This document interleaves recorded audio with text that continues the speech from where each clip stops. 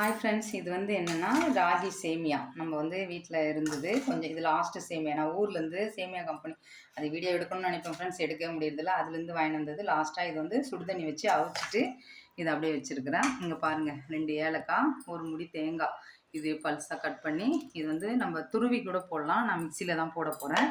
போட்டு இது மிக்ஸ் பண்ணலாம் வாங்க. இப்போ இதில் வந்து மாற்றிடுங்க. இது ஒரு இது ஆறிடுச்சு ஓரளவுக்கு.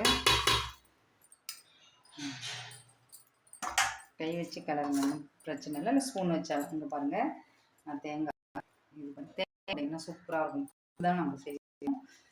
போட்டு எல்லாத்தையும் ஏலக்காவும் இதில் நான் மிக்ஸ் பண்ணிட்டேன்.